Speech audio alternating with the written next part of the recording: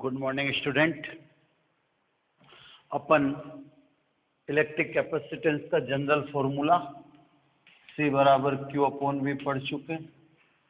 दो कैलकुलेशन भी कर चुके हैं अपन। स्फेरिकल कंडक्टर यानी गोलीय चालक की धारिता वैक्यूम में लिखूंगा साहब, है ना, और पाई एप्सिलॉन 0 R। चालक के लिए यह भी प्रूव हो चुका है कि माध्यम में चालक की धारिता यानी चालक का इलेक्ट्रिक कैपेसिटेंस वैक्यूम का एप्सिलॉन R टाइम्स होता है। एक अपन ने कैपेसिटर यानी संधारित्र की धारिता भी कैलकुलेट कर ली है। पैरेलल प्लेट यानी समांतर प्लेट संधारित्र की धारिता वैक्यूम में एप्सिलॉन 0 A अपॉन D। तो सर ये ध्यान रखिएगा कि ये गोलीय चालक है ना, यानी स्फेरिकल कंडक्टर, और जो नीचे दिखा रहे हैं आपको ये संधारित्र यानी पैरेलल प्लेट कैपेसिटर। तो दोनों में फर्क है, वो चालक है, ये कैपेसिटर है। तो सब अपन ने इलेक्ट्रिक कैपेसिटेंस कैलकुलेट कर ली है। तो बेसिक फॉर्मूला ये है, गोलाकार चालक की धारिता ये रही, चालक की धारिता माध्यम रखने पर वैक्यूम की तुलना में यानी निर्वात की तुलना में एप्सिलॉन R गुना हो जाती है। प्रूव कर लिया अपन ने। संधारित्र की एक धारिता निकाली है, किसमें निकाली? निर्वात में। माध्यम में नहीं निकाली, क्योंकि संधारित्र में माध्यम का प्रभाव देखना बाकी है ना। चालक को अलग रखो, चालक पर माध्यम का प्रभाव देखा जा चुका है, लेकिन संधारित्र पर देखना भी बाकी। तो अपना अब नेक्स्ट टॉपिक है समांतर प्लेट संधारित्र पढ़ा है ना अपन ने। तो सब समांतर प्लेट संधारित्र की धारिता पर माध्यम का प्रभाव इंपॉर्टेंट टॉपिक है सब, इसने थोड़ा सा ध्यान से समझ है। तो सब कैपेसिटी या यूं कहते हैं effect on capacity capacitance of capacitor, यानी संधारित्र की धारिता पर माध्यम का प्रभाव। अभी तो वैक्यूम में लिख रखा था अपन ने, अब माध्यम भर के देखेंगे। तो इसके दो फेनोमिनाज हैं। एक पहले मैं थ्योरेटिकली एक्सप्लेन करता हूं, आपको थ्योरेटिकली एग्जाम में एक्सप्लेन नहीं करना भाई, ये थ्योरेटी तो क्या अपने कई जगह काम आता है ना। तो सब अपन किस मीडियम को संधारित्र की प्लेटों के मध्य भरते हैं, तो हिंदी में तो उससे बोलते हैं परावैद्युत पदार्थ, है ना। परावैद्युत पदार्थ का हिंदी में सीधा सीधा अर्थ है कुचालक, है ना। अंग्रेजी में इंसुलेटर, है ना। और परावैद्युत पदार्थ को अंग्रेजी में कहते हैं डाइलेक्ट्रिक, है ना, सब्सटेंस या मटेरियल। तो सब विद्युत रोधी पदार्थ जैसे मोम है, कांच है, अभ्रक यानी माइका है, कागज यानी पेपर है, ऑयल है, नायलॉन है, टफलॉन है। तो इन कुचालक पदार्थ को या इंसुलेटर पदार्थ को अपन परावैद्युत पदार्थ यानी डाइलेक्ट्रिक मटेरियल या सब्सटेंस कहते हैं। क्लियर? विद्युत क्षेत्र की अनुपस्थिति में जब इलेक्ट्रिक फील्ड अनुपस्थित है यानी प्रेजेंट नहीं है, तो इन पदार्थों के अणु या इन पदार्थों के ध्रुवित अणुओं का विद्युत गुण विभिन्न दिशाओं में अभिविन्यस्त होता है। यानी जैसे पदार्थ में दिखाऊं आपको, विदाउट इलेक्ट्रिक फील्ड विद्युत क्षेत्र की अनुपस्थिति। तो इस पदार्थ में जैसे 4 मॉलिक्यूल हैं, ये मॉलिक्यूल दिखा दिए मैंने, यानी अणु दिखा दिए, चारों ध्रुवित हैं, ये भी पोलर है, इसका P देखो माइनस से प्लस, ये भी पोलर है, इसका P ये माइनस से प्लस, है ना, ये भी पोलर है, इसका P वही माइनस से प्लस, ये भी पोलर है, इसका P माइनस से प्लस। तो मेरी बात को समझें कि सब जो डाइलेक्ट्रिक मटेरियल है या पराविद्युत पदार्थ है, इनके अंदर अणु ध्रुवित हैं। अणु तो सारे पोलर है क्योंकि सबके पास P है, लेकिन इन ध्रुवित अणुओं का द्विध्रुव आघूर्ण, जैसे इसका और इसका देखो बराबर और विपरीत दिशा में, इसका और इसका देखो बराबर एवं विपरीत दिशा में। तो सब विद्युत क्षेत्र की अनुपस्थिति में इन पदार्थों के अणुओं के द्विध्रुव आघूर्ण यानी डाइपोल मोमेंटम विभिन्न दिशा में होने के कारण सामान्यतः इनका परिणामी द्विध्रुव आघूर्ण यानी इलेक्ट्रिक डाइपोल मोमेंटम शून्य होता है। इन पदार्थों को हम सामान्यतः क्या बोलेंगे? अध्रुवित पदार्थ यानी नॉन पोलर। क्लियर सब? तो ये तो बात थी जब पदार्थ के ऊपर कोई विद्युत क्षेत्र आरोपित नहीं है। अभी ये अध्रुवित पदार्थ की भांति व्यवहार करते हैं। अब अपन इनको कहाँ रखने जा रहे हैं? इन्हीं पदार्थों को अपन माध्यम कह रहे हैं ना? इन्हीं पदार्थों को अब संधारित्र की प्लेटों के बीच में रखने जा रहे हैं। तो अब सीन देखना आप, ये सब संधारित्र की प्लेटें, कैपेसिटर, प्लेट्स ऑफ कैपेसिटर है ना? क्योंकि कैपेसिटर की प्लेट बोल दें तो स्वाभाविक है पॉजिटिव नेगेटिव लिखना पड़ेगा, क्योंकि विपरीत आवेश युक्त प्लेटों के समूह को कैपेसिटर कहते हैं, संधारित्र।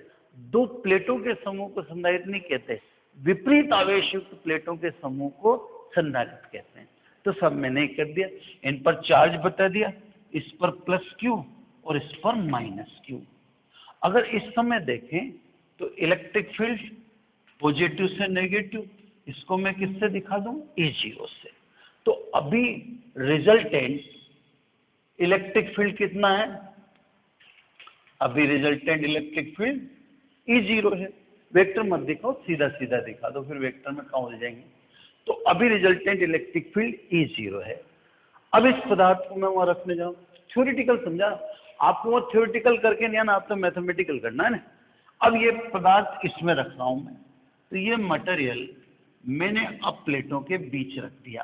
अब देखना अब क्या होगा, जैसे ही इस मटेरियल को, इस पदार्थ को मैं प्लेटों के बीच में रखूंगा तो स्वाभाविक है धन और ऋण आवेशित प्लेट इलेक्ट्रिक फोर्स लगाएगी यानी विद्युत बल लगाएगी, F बराबर QE। अब विद्युत बल लगाएगी तो पॉजिटिव किसको अट्रैक्ट करेंगे? नेगेटिव को, और नेगेटिव किसको अट्रैक्ट करेगा? पॉजिटिव। तो अब जैसे इलेक्ट्रिक फील्ड में रखते हैं तो इस पदार्थ की पोजीशन क्या हो जाएगी? वो देखिए, ये जो ध्रुवित अणु हैं वो इस तरह से, यानी इस तरह से का मतलब उनका पॉजिटिव इधर आ जाएगा और नेगेटिव इधर आ जाएगा। चलिए, क्योंकि अब इलेक्ट्रिक फोर्स लग चुका है, तो इलेक्ट्रिक फोर्स क्या करेगा कि पॉजिटिव प्लेट नेगेटिव को अपनी तरफ अट्रैक्ट करेगी। फलस्वरूप क्या होगा? अब डाइपोल मोमेंटम P किसकी दिशा में हो गया? E0 की दिशा में हो गया।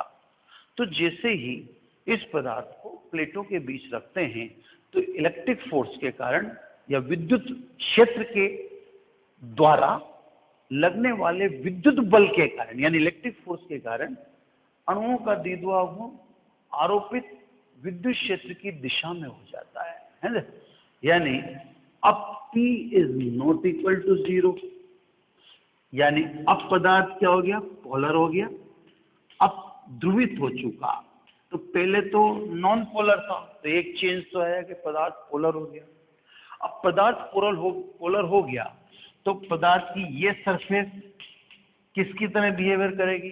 पॉजिटिव की तरह। यहां पर मैं लिख दूं चार्ज Q डैश, है ना? आप ये ध्यान रखना Q डैश और Q अलग अलग है। इसको मैं एक क्वेश्चन से समझा दूंगा। ये Q डैश कभी भी Q के बराबर नहीं हो सकता। अब क्यों नहीं हो सकता? तो ये तो अलग से करने वाली बात रही। इसी प्रकार ये सरफेस नेगेटिव है तो इसको नेगेटिव को यहां दिखा देता हूं मैं, यहां पर माइनस Q डैश। अब स्वाभाविक है इस पदार्थ की सरफेस भी चार्ज होगी, यानी आवेशित होगी। तो ये भी क्या करेगी, इलेक्ट्रिक फील्ड पैदा करेगी। विद्युत क्षेत्र की दिशा प्लस से माइनस की तरफ। तो ये तो मैंने प्लेटों के मध्य विद्युत क्षेत्र बताया था। अब क्योंकि पदार्थ की सतह खुद भी आवेशित हो चुकी है, तो ये भी विद्युत क्षेत्र पैदा करेगा। विद्युत क्षेत्र की तरफ पॉजिटिव से नेगेटिव, पर ये पदार्थ के कारण है, तो इस पे लिख देता हूं मैं EP, ताकि पदार्थ सीधा सीधा आपको याद रह जाए। तो सब जैसे पदार्थ अपन ने रखा, तो पदार्थ में विद्युत क्षेत्र या विद्युत बल के कारण पदार्थ में द्विध्रुव विद्युत क्षेत्र की दिशा में संरेखित हो जाते हैं। वो पदार्थ की सतह आवेशित हो जाती है, जिसके कारण विद्युत क्षेत्र EP, पदार्थ के कारण, जिसके कारण विद्युत क्षेत्र EP E0 के अपोजिट होता है। तो अगर मैं आपसे शुरू से पूछता कि सब रिजल्टेंट जब पदार्थ नहीं रखा था तो परिणामी विद्युत क्षेत्र कितना था, तो आप कितना कहते हैं, E0 कहते हैं, है ना। अब मैं आपसे पूछूं कि पदार्थ रखने के बाद विद्युत क्षेत्र कितना है, तो आप क्या कहेंगे, E0 माइनस EP।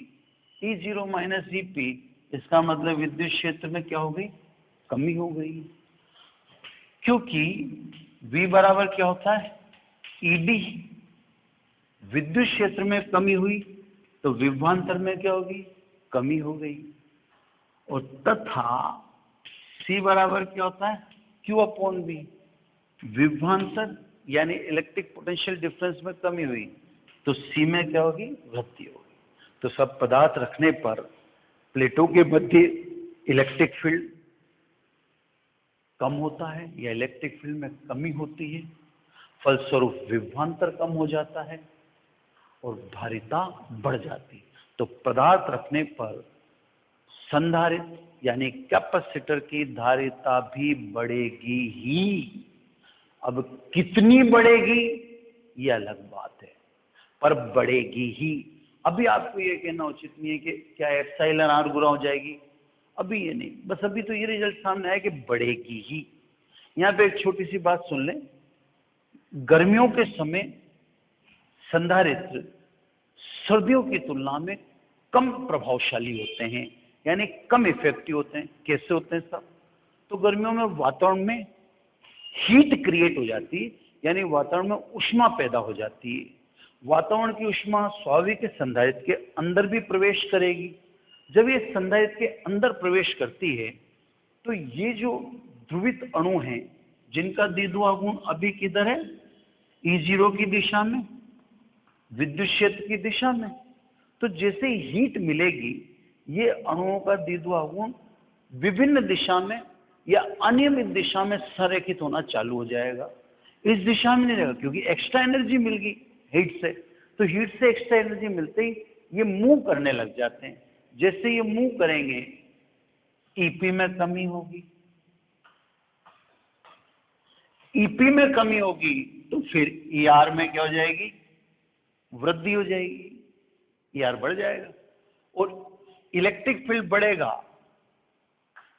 तो फिर इलेक्ट्रिक पोटेंशियल भी बढ़ जाएगा, और इलेक्ट्रिक पोटेंशियल बढ़ेगा तो धारिता में कमी हो जाएगी। तो गर्मियों के समय संधारित्र की धारिता सर्दियों की तुलना में कम होती है, या यूं कह दें गर्मियों के समय संधारित्र सर्दियों से थोड़ा कम प्रभावशाली होते हैं। क्लियर। अब सब ये तो था थ्योरेटिकल फेनोमेना, आपको संधारित्र की प्लेटों के मध्य या संधारित्र समांतर प्लेट संधारित्र की धारिता पर माध्यम का प्रभाव दिखा दिया, है ना। माध्यम के प्रभाव में आपको बिल्कुल साफ साफ थ्योरेटिकल। अब ये थ्योरेटिकल तो आपके कहीं काम आएगा नहीं, है ना। आपको तो एग्जाम में पूछेगा मैथमेटिकल।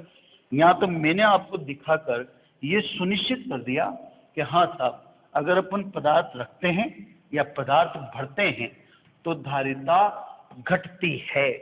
क्यों घटती है, उसका कारण अपन ने क्लियर कर दिया कि पहले विद्युत क्षेत्र में कमी होगी, फिर विद्युत क्षेत्र की कमी के कारण विभवांतर घटेगा, और विभवांतर घटेगा तो धारिता बढ़ेगी। क्लियर। अब आपको तो देखना मैथमेटिकली। मैथमेटिकली देखने से पहले मैंने आपको कहा था लास्ट एपिसोड में कि आप निर्वात में जब आपने धारिता निकाली थी तो आपको 2-3 चीजें यानी इलेक्ट्रिक फील्ड याद रखना था, क्योंकि मैं कंपैरिजन तो इसी से करूंगा ना। मेरे पास और तो कोई चीज है ही नहीं, तो मैं कंपैरिजन इसी से करूंगा। इसलिए अब मैं आपको दो चीजें पहले यहाँ दिखा देता हूँ। संधारित्र की प्लेटों के मध्य विद्युत क्षेत्र की तीव्रता कितनी लिखी थी अपन ने? Q/ε0A। ये कल निकाली थी अपन ने पिछले एपिसोड। विभवांतर कितना लिखा था अपन ने? V0 Q/ε0A × D। क्लियर? और धारिता कितनी लिखी थी अपन ने? इतनी। तो अभी मैं क्या करता हूं, अन्य चीजों को मिटा देता हूं, है ना, वो फिर कंफ्यूज करेंगे आपको, बस केवल ये चीजें रहने देता हूं। और धारिता लिखी थी C0 ε0A/D, है ना। अब अन्य चीजें तो अपन ने हटा दी, चालक वगैरह वाली, बीच में कंफ्यूजन। अब सब आपको कैसे समझाना है वो देखिए। तो सब अभी हमने देखा थ्योरेटिकली कि प्लेटों के मध्य पदार्थ रखने पर धारिता का बढ़ना निश्चित है, धारिता बढ़ेगी ही। अब कितनी बढ़ेगी ये इस बात पर निर्भर करता है कि प्लेटों के मध्य पदार्थ को किस तरह से रखा गया है। एक तो ये बात होगी। अब मैं इसको केसेस के द्वारा बताऊंगा। जैसे मैं बताऊंगा केस फर्स्ट, है ना। केस फर्स्ट, यदि प्लेटों के मध्य पदार्थ पूर्ण रूप से भरें,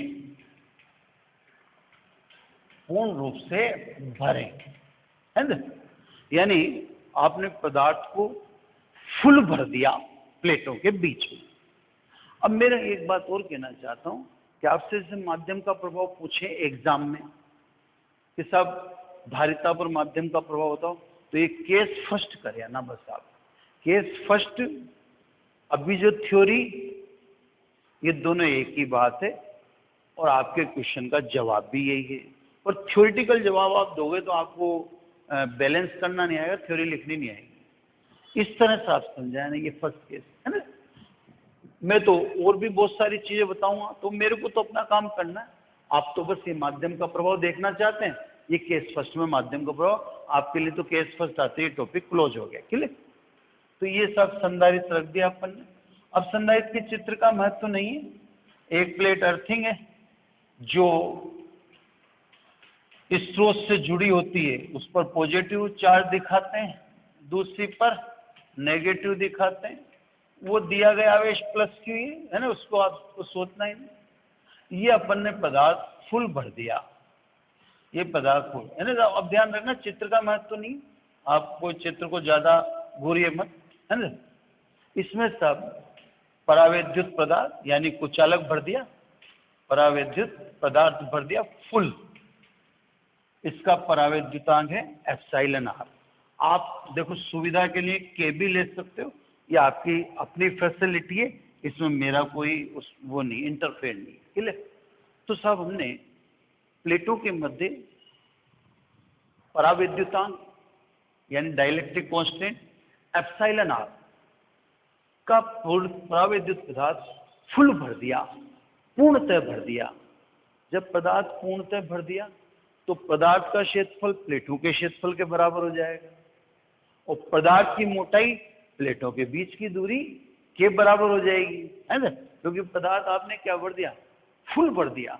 तो फुल भरते ही स्वाभाविक है जितना प्लेट का क्षेत्रफल है, अपन ने प्लेट का क्षेत्रफल a मान रखा है, उतना ही पदार्थ का क्षेत्रफल हो जाएगा। क्योंकि अब तो सारा काम पदार्थ का होगा ना, तो अपने को एरिया और मोटाई तो ज्ञात करनी थी ना। तो फुल बढ़ते एरिया और मोटाई ऑटोमेटिक निकल गई। फुल बढ़ते ही पता पड़ गया कि एरिया कितना होगा, जितना प्लेट का था। पदार्थ की मोटाई कितनी होगी, जितनी प्लेटों के बीच में दूरी थी। तो इसका मतलब पदार्थ की मोटाई स्मॉल डी है और पदार्थ का क्षेत्रफल कितना है? कैपिटल ए है। अतः पदार्थ युग, कल तो अपन ने निकाला था जो निर्वात था, अब आज पदार्थ युग संधारित्र की प्लेटों के मध्य विद्युत क्षेत्र की तीव्रता, ये वैक्यूम में थी। अब देखो पदार्थ युक्त में कितनी? E के पदार्थ, वैक्यूम को E0, है ना। क्या लिखूंगा? सिग्मा अपॉन एप्सिलॉन पदार्थ है। कल क्या लिखा था? Sigma upon epsilon 0। अब क्योंकि sigma is equal to Q upon A, पदार्थ का क्षेत्रफल प्लेटों के क्षेत्रफल के बराबर है, तथा epsilon is equal to epsilon R into epsilon 0, then E के इज इक्वल टू, रखो मान, क्यू अपॉन ए, ये तो रख दिया, और एप्सिलॉन की जगह एप्सिलॉन आर एप्सिलॉन, यानी अब इलेक्ट्रिक फील्ड कितना हुआ? इतना हुआ। पहले कितना था? पहले था E0 Q अपॉन एप्सिलॉन 0, है ना? तो वैक्यूम में यह लिख देता हूं मैं, तथा E0 यानी वैक्यूम में कितना था? Q upon epsilon 0 A। अतः अगर आप देखें तो अब माध्यम में Q अपॉन एप्सिलॉन 0 A की जगह क्या लिख दें? E0 अपॉन एप्सिलॉन R, और epsilon R always greater than 1। तो सब जैसे ही माध्यम रखोगे, एप्सिलॉन R का मान 1 से बड़ा है, विद्युत क्षेत्र के मान में क्या हो जाएगी? कमी हो जाएगी। अभी थोड़ी देर पहले भी मैंने क्या कहा था कि विद्युत क्षेत्र के मान में क्या होगी? कमी होगी। ये भी वही कह रहा है ना? अब अतः प्लेटों के मध्य विभवांतर माध्यम की उपस्थिति में, तो सब potential difference between plate of capacitor, है ना? तो विभवांतर वी के बराबर ई के, प्लेटों के बीच या पदार्थ की मोटाई कितनी है? डी, तो ई के इंटू डी लिख दिया। ये ई के की वैल्यू यहां से पुट कर दो, यानी वी के इज इक्वल टू, ई के का मान रख दिया अपन ने, Q upon epsilon r epsilon 0, ये रहा, इंटू डी। अब आप कंपैरिजन करके देखो, साफ साफ देख लीजिए। अब अगर आप कंपैरिजन करके देखें तो पहले ये था, तो यहाँ पे सामने लिख देता हूँ, तथा वैक्यूम को तो V0 लिखता हूँ ना मैं, V0 बराबर Q upon epsilon 0 A into D. अब इन दोनों का कंपैरिजन करना तो साफ साफ दिख रहा होगा। अतः V के, अब इस चीज की जगह तो क्या लिख दूं? V0 अपॉन एप्सिलॉन आर, यानी विभवांतर के मान में भी क्या हुई? कमी हुई। अभी अपन थ्योरी में भी यही कह रहे थे, तो सब पदार्थ रखते विद्युत क्षेत्र भी कम हो गया, विभवांतर में भी कम। इसलिए माध्यम युक्त संधारित्र की धारिता, अब सब सी के दिया गया आवेश तो क्यों ही रहेगा? अपॉन वी के, क्लियर? तो दिया गया आवेश तो मैंने आपको शुरू से बता दिया, वी के की वैल्यू है रही, तो रखो सब, यानी सी के is equal to Q, V के बोले तो Q upon epsilon r epsilon 0 into D, यानी सी के इज इक्वल टू, क्यू से क्यू घट गया, epsilon r epsilon 0 A upon D, और एप्सिलॉन 0 ए अपॉन डी क्या है? C0 है, यानी सी के is equal to epsilon r C0। तो यदि प्लेटों के मध्य पदार्थ को फुल भर दें, पूर्ण रूप से भर दें, तो कैपेसिटर यानी संधारित्र की धारिता भी निर्वात में उसकी धारिता, यानी निर्वात में कैपेसिटेंस की कितने गुना हो जाएगी? एप्सिलॉन आर गुना हो जाएगी। पदार्थ में भी यही था कि पदार्थ की धारिता माध्यम की उपस्थिति में कितनी हो जाती है? एप्सिलॉन आर गुना हो जाती है। और संधारित्र में भी वो का वो रिजल्ट आया। लेकिन अब थोड़ा सा यहाँ पे ध्यान रखना, ये आपके माध्यम का प्रभाव का टॉपिक खत्म। अब मुझे बताने दो जो मैं बता रहा हूँ, मुझे और भी चीजें समझानी है। अब आप इस गलत फहमी मत रह जाना कि संधारित्र की धारिता सदैव वैक्यूम की एप्सिलॉन आर गुना ही होगी। अगर आप इस मुगालते में रह गए तो दिक्कत हो जाएगी। इससे मुझे केस सेकंड बताना पड़ेगा, तो मेरी मजबूरी है। वरना आप क्या समझेंगे कि सब संधारित्र की धारिता माध्यम रखने पे सदैव निर्वात की कितने गुना होती है? एप्सिलॉन आर गुना। ये कंप्लीटली सही नहीं है। ये तब होती है जब पदार्थ पूर्ण रूप से भरा हो। ठीक है साहब, अगर पदार्थ आंशिक रूप से भरा होता, अभी तो फुल भरा था अपन ने, मान लीजिए फुल नहीं भरते, है ना, रिजल्ट देखो वैसे के वैसे आ रहे हैं ना, वही विद्युत क्षेत्र में कमी, वही विभवांतर में कमी, वही धारिता में वृद्धि। थ्योरेटिकली भी यही चल रहा था। अब सब केस सेकेंड, तो ये मुझे किस कारण से बताना पड़ा वो आप समझिए। पदार्थ आंशिक रूप से भरा हो, है ना, आंशिक रूप से भरा हो।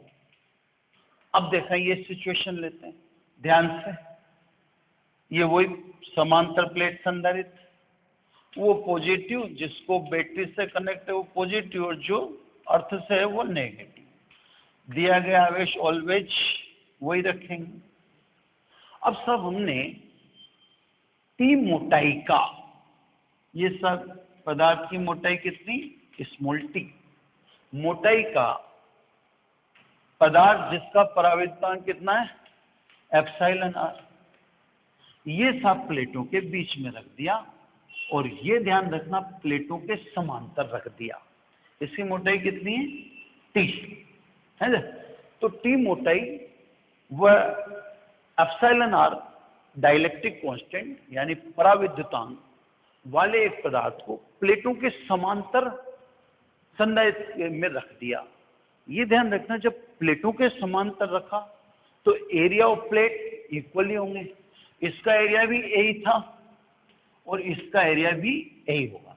तो समांतर रखने के पीछे एक कारण ये भी है कि आपको नए सिरे से प्लेटों का एरिया कंसीडर करने की जरूरत नहीं है, क्योंकि समांतर रख दिया तो पदार्थ का एरिया ऑफ सरफेस और प्लेट का एरिया ऑफ सरफेस दोनों बराबर ही होंगे। हाँ, अब क्या है कि टी मोटाई तो पदार्थ की रह गई। अब शेष मोटाई कितनी बची? जैसे डी तो प्लेटों के बीच की दूरी थी टोटल, है ना। ये डी तो अपन प्लेटों के बीच की दूरी लेते हैं, इसमें टी मोटाई घटा दो तो सब कितना, जो वैक्यूम किस में रहा? इस भाग में क्या रहा? वायु ओब्लिक निर्वात रह गया। पदार्थ तो कितनी मोटाई में आ गया? टी भाग में, है ना। समांतर रखा तो पदार्थ का पृष्ठ क्षेत्रफल और प्लेट का पृष्ठ क्षेत्रफल ये दोनों बराबर होंगे, लेकिन शेष भाग कितना बच गया? D minus T. तो इसमें वैक्यूम होगा, इसमें वैक्यूम होगा और यहां मीडियम होगा। तो साहब ये वैक्यूम निर्वात, ये निर्वात, और ये यहां पर आपका पदार्थ। तो कुछ नहीं सब। अब विद्युत क्षेत्र कितने हो गए? अब विद्युत क्षेत्र 2 हो गए, है ना। 2 हो गए तो बारी बारी से निकालो, है ना। पहले सब निर्वात ऑब्लिक वायु में इलेक्ट्रिक फील्ड निकाल दो सब। ई के बोल दो, सॉरी E0 ना, निर्वात ऑब्लिक E0। E0 कैसे लिखेंगे? Sigma upon epsilon. सिग्मा का मतलब आप समझ ही गए, Q upon A is equal to sigma, ये एप्सिलॉन। अब ये तो वैक्यूम में बता दिया, पदार्थ भी रखा है। तो माध्यम में विद्युत क्षेत्र, अब माध्यम में विद्युत क्षेत्र निकाल दो, है ना। ई के अब क्या लिखोगे? Sigma upon epsilon. सिग्मा का मतलब तो वही Q upon A, but epsilon का मतलब क्या होता है? Epsilon r epsilon. तो कहने का मतलब एक बात और समझते जाओ। मैं देखो कितनी धारिता निकाल निकाल के आपको दिखाता जा रहा हूँ। क्या सिस्टम है इस धारिता निकालने का? पहले E निकालो, फिर V निकालो, फिर C निकालो। दिया गया आवेश तो हमेशा पहुंचे। तो एक सिस्टम भी आपके सामने समझाया जा रहा है कि ये सिस्टम है। देखो तरीका वही है। अब दो तरह के माध्यम हो गए, एक तो वैक्यूम हो गया माध्यम नहीं, और एक माध्यम, दोनों में विद्युत क्षेत्र निकाल दिया, है ना। अतः प्लेटों के मध्य विभवांतर सेम वही सिस्टम है, वही V बराबर E इंटू डी से। अब दो माध्यम है, दोनों की मोटाई अलग अलग है, तो V, है ना। अब इनटू डी, तो वैक्यूम, सॉरी पहले माध्यम लिख लें, माध्यम ई के, तो माध्यम की मोटाई, फॉर्मूला तो वही रहेगा, और इसमें वैक्यूम भी है, तो वैक्यूम की मोटाई कितनी है, डी माइनस टी है भाई। टी तो माध्यम की मोटाई है, तो फिर शेष जगह कितनी बची, डी प्लेटों के बीच की दूरी, उसमें टी घटा दो, डी माइनस टी, वैक्यूम बचा। तो फॉर्मूले वही रहते हैं, बस शुरुआत ऐसे ही करते हैं, पहले विद्युत क्षेत्र निकालते हैं, फिर विभवांतर, बार बार यही देखोगे आप, हर बार यही आएगा। तो आप कहने का मतलब ये भी सीखते जाइए कि धारिता की कैलकुलेशन में एक रटा रटाया पैटर्न है, कुछ नया। ईके का मान रख दो, ईके का मान रख दिया आपने, Q upon epsilon r epsilon 0 A into T, Q E 0 का मान रख दो, क्यू अपॉन एप्सिलॉन 0 ए, ये पहले निकाल ही चुकते होते हैं अपन, है ना, और डी माइनस टी, ठीक है ना, यानी V is equal to Q upon epsilon 0 A, ये तो कॉमन आ गया, T upon epsilon r plus यहाँ क्या बचा, डी माइनस टी, ये विभवांतर निकल गया। अतः संधारित्र की धारिता, यानी कैपेसिटेंस ऑफ कैपेसिटर, संधारित्र की धारिता। तो बार बार वही सिस्टम आ रहा है ना, उसी तरह से कैलकुलेशन चल रही है, आगे भी देखना।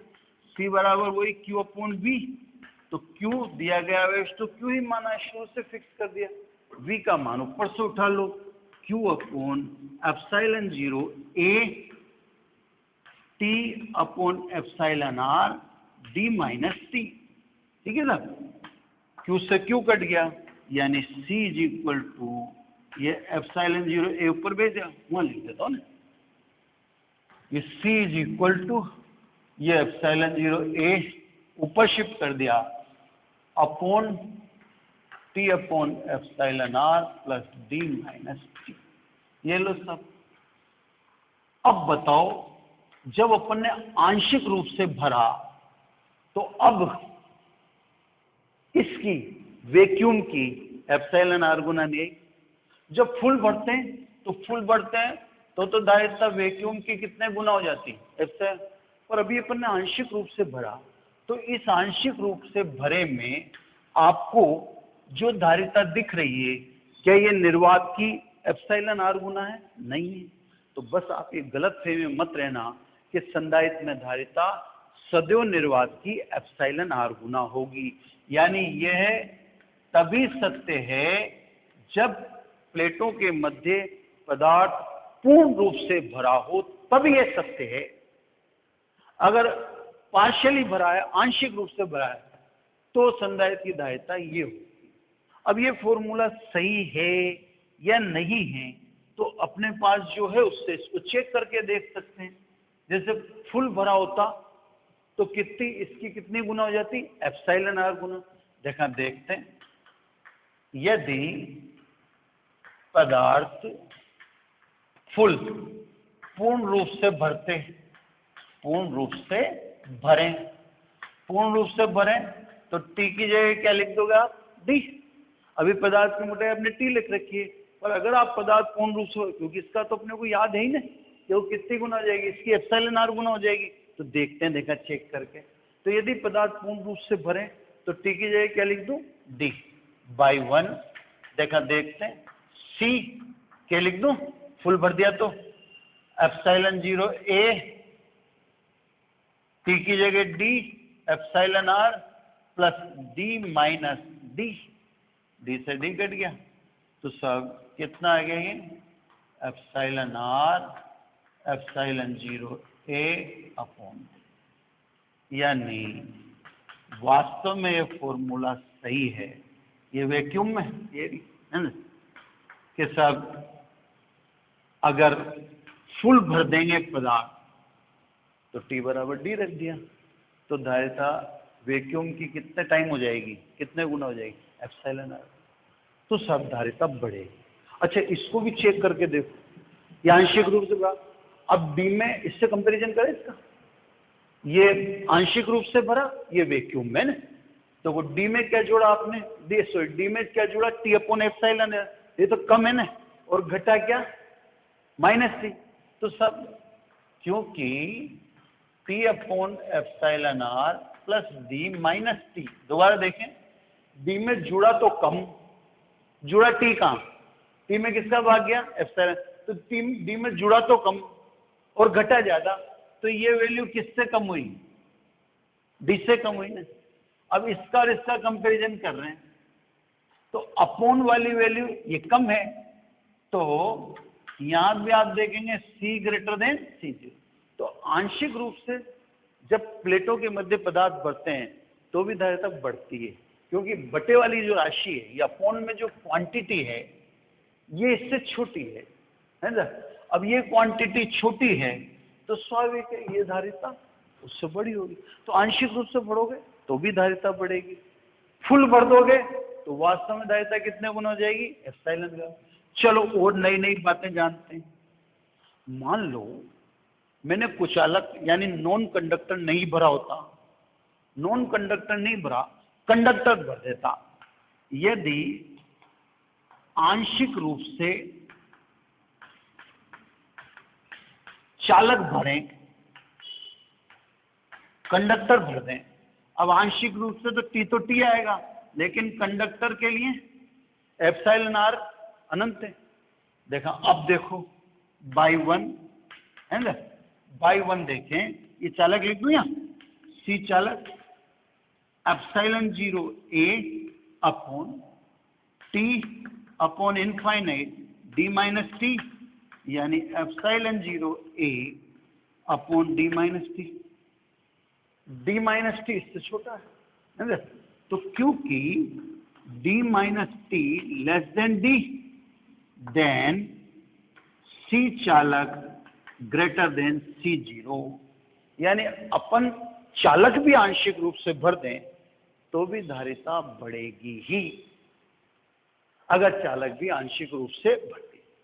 चलो सब, एक चीज और, ये बेटा भी रखा ना, एक चीज और में, यदि मान लो पदार्थ चालक हो और फुल भर दें। अब चालक पदार्थ फुल भरने का मतलब क्या हुआ, प्लेटें चिपक गई भाई। जब ये भी चालक प्लेट, ये भी चालक प्लेट, उनके बीच में आपने चालक भर दिया और फुल भर दिया, तो फिर प्लेटों के बीच में दूरी का कोई मतलब, ये दोनों डायरेक्ट कनेक्ट होगी। अब source directly connected to earth हो गया, तो फिर इसका मतलब संधारित्र की धारिता अनंत हो जानी चाहिए। तो देखते हैं चेक करके, है ना, चेक करके देखें, यदि चालक पूर्ण रूप से भरा हो, अगर चालक को आपने पूर्ण रूप से भर दिया तो T बराबर तो क्या लिख दोगे, D, व एप्सिलॉन आर बराबर क्या लिख दोगे, अनंत। अब देखा क्या होता है ना, बाई वन में देखना, एप्सिलॉन 0 ए, ये T की जगह D, ये इनफाइनाइट, और ये D माइनस डी, तो एप्सिलॉन 0 ए अपॉन 0 यानी अनंत। तो धारिता कितनी होगी, अनंत। अनंत धारिता किसी चालक की नहीं होती, ये वास्तव में किसकी धारिता है, पृथ्वी की। तो भाई प्लेट, दोनों प्लेटों के बीच में पदार्थ भरते ही सोर्स डायरेक्ट किससे कनेक्ट हो गया, अर्थ से। डायरेक्ट किससे कनेक्ट हो गया, अर्थ से, तो फिर संधारित्र राही का, है ना। तो ये वास्तव में किसकी धारिता है, ये संधारित्र की धारिता नहीं है, ये किसकी धारिता आएगी, अर्थ की आएगी, क्योंकि सोर्स डायरेक्टली किससे कनेक्ट हो गया, अर्थ से कनेक्ट हो गया। तो कहने का मतलब पृथ्वी की धारिता वास्तव में अनंत है। तो साहब ये इस तरह से अपन ने कैलकुलेशन करके देख ली, और अपन ने देख लिया कि जब फुल भरते हैं तो धारिता एप्सिलॉन आर गुना होती है, लेकिन आंशिक जैसे फुल भरने पे तो धारिता वैक्यूम की है, और आंशिक रूप से भरते हैं तो epsilon 0 A T upon epsilon r plus D minus T. इसका ध्यान रखना इस फॉर्मूले का, क्योंकि न्यूमेरिकल कभी आ जाता है ना, तो न्यूमेरिकल कभी आ जाता है तो दिक्कत आ जाएगी आपको। न्यूमेरिकल में आंशिक रूप से भरे संधारित्र की बात आएगी, और आंशिक रूप से भरे संधारित्र में धारिता निर्वात की एप्सिलॉन आर गुना नहीं होती है ना। तो आप इस बात का ध्यान रखिए कि सब ये सिचुएशन आंशिक की, ये पूर्ण रूप से, है ना।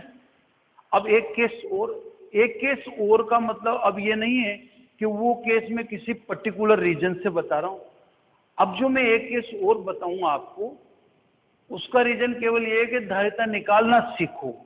क्रम वही रहेगा, वही इलेक्ट्रिक फील्ड है ना, वही इलेक्ट्रिक फील्ड रखकर कैलकुलेट करके विभवांतर कैलकुलेट करोगे, विभवांतर कैलकुलेट करके आप धारिता निकाल। तो खड़ाखट अपन एक केस और करते हैं, केस थर्ड है ना।